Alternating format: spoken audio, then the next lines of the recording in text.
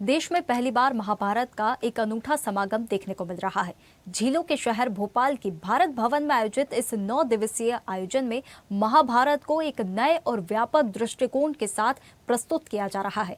मध्य प्रदेश संस्कृति विभाग और वीर भारत न्यास के आयोजन में महाभारत सिर्फ युद्ध की गाथा नहीं, बल्कि हमारी संस्कृति, विरासत, विज्ञान और पौराणिक सभ्यता की समृद्ध परंपरा के रूप में सामने आ रही है। इस समागम में विद्वान और विशेषज्ञ भारत की गौरवशाली परंपरा और महाभारत के विविध आयामों पर गहन विचार विमर्श भी कर रहे हैं। आखिर क्या है इस महाभारत समागम की खासियत, आइए आपको बताते हैं।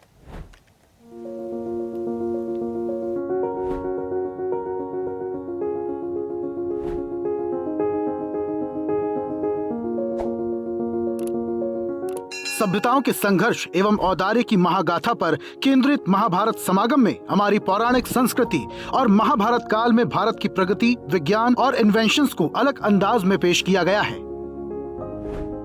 देश में पहली बार झीलों के शहर भोपाल में स्थित भारत भवन में चल रहे महाभारत समागम में महाभारत को युद्ध की गाथा नहीं, बल्कि एक महाकाव्य और जीवन की कला के रूप में पेश किया जा रहा है। सबसे खास महाभारत के धर्म और युद्ध में जिन अस्त्रों और शस्त्रों को हम वर्षों से सुनते और चित्रों में देखते आ रहे थे, उस काल में इस्तेमाल होने वाले आग्नेयास्त्र, वरुणास्त्र और ब्रह्मास्त्र जैसे विनाशकारी हथियार आखिर चलते कैसे थे? क्या ये सिर्फ कल्पना थी या इसके पीछे कोई विज्ञान था? प्राचीन भारतीय युद्ध विज्ञान के रहस्यों से पर्दा उठाते हैं। भारत भवन के महाभारत समागम में इन शस्त्रों की प्रतिकृतियां प्रदर्शित की गई हैं। तो वही उस काल की युद्ध की व्यू रचना भी हमें प्राचीन गौरवशाली विज्ञान से अवगत करा रही है।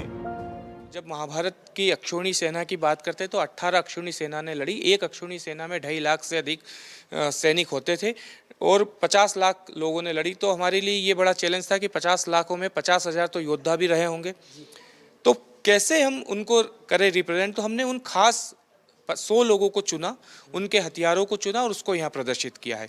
उसके साथ एक बहुत खास चीज़ है कि पूरी दुनिया में जितने भी युद्ध पिछले 10,000 सालों में लड़े गए, सिर्फ महाभारत का युद्ध था जो मैदान में आके लड़ा गया और व्यू रचना के साथ लड़ा गया। इतना ही नहीं, महाभारत क्यों सिर्फ युद्ध की गाथा नहीं, बल्कि एक महाकाव्य है और जीवन जीने का मंत्र है।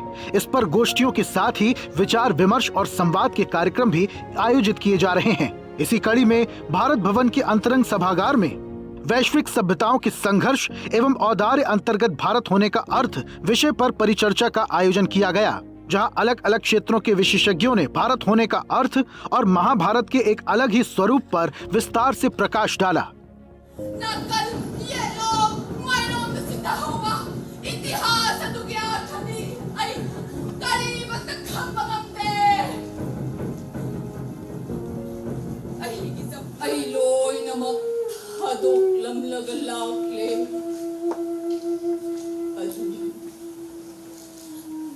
Ay nagponggol kung nangon dating kidriba. Aduna ne. Ay nagolok tas hanabara sila duda. Yaw kidriba.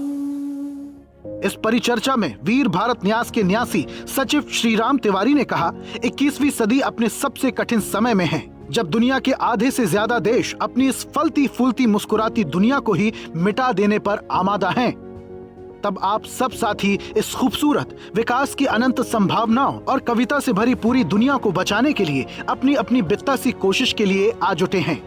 हम भारतवर्ष के विकास के सर्जनात्मकता के और भगवान श्री कृष्ण के शांति, अनुशासन, अभय तथा उदय के पाठ को गुनने, समझने तथा हृदय में आत्मसात करने का आह्वान कर रहे हैं। बंधुत्व के भाव से आकंठ रचा बसा राष्ट्र, मानवीय सभ्यताओं की पारस्परिकता, मनुष्यता के जीवन, स्वप्नों और मानवीय संवेदनाओं के महाआलोक से समृद्ध भारतवर्ष।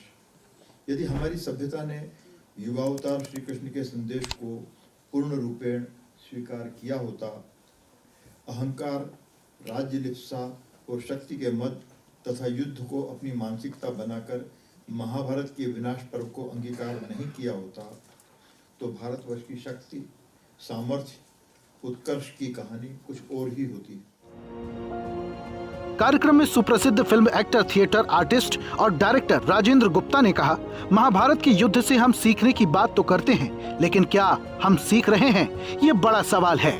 उन्होंने कहा, विश्व में युद्ध होते रहे हैं, हो रहे हैं और आगामी समय में भी होते रहेंगे, जिसका सबसे बड़ा कारण अहम, अहंकार और मैं की भावना है, जिसे दूर करने की आवश्यकता है। इसी के साथ उन्होंने इस मौके पर अबाई कुननबाएव की कविता सिकंदर का पुनर्पाठ किया।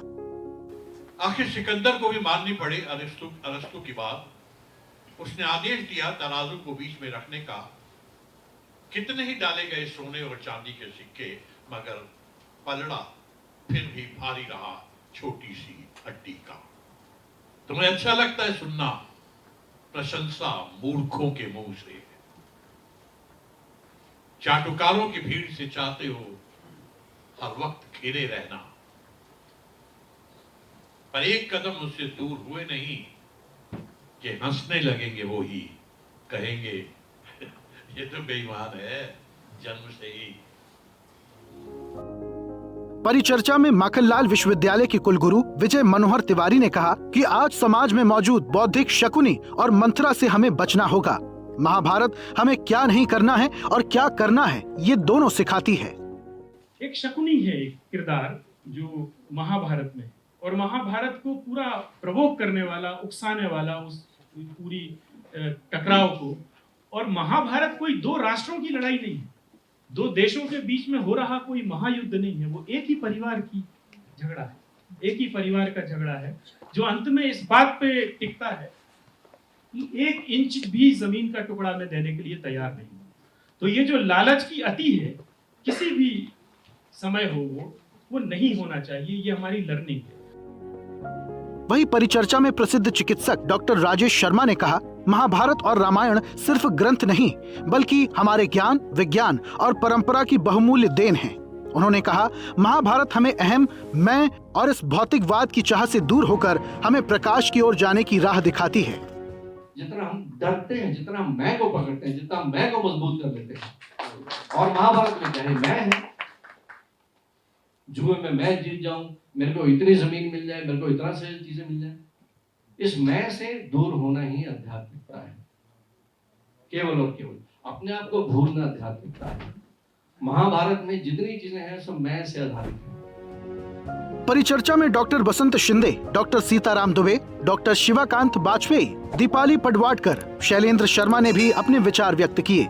कुल मिलाकर भोपाल के भारत भवन में आयोजित ये महाभारत समागम सिर्फ एक आयोजन नहीं, बल्कि हमारी पौराणिक विरासत, वैज्ञानिक चेतना और जीवन दर्शन को नए संदर्भ में समझने का एक सशक्त प्रयास है। महाभारत को युद्ध की कथा से आगे बढ़ाकर मानवता, शांति और आत्मबोध के संदेश के रूप में प्रस्तुत करता ये समागम समाज में सकारात्मक सोच विकसित करने और मैं से हम की भावना को मजबूत करने का संदेश दे रहा है।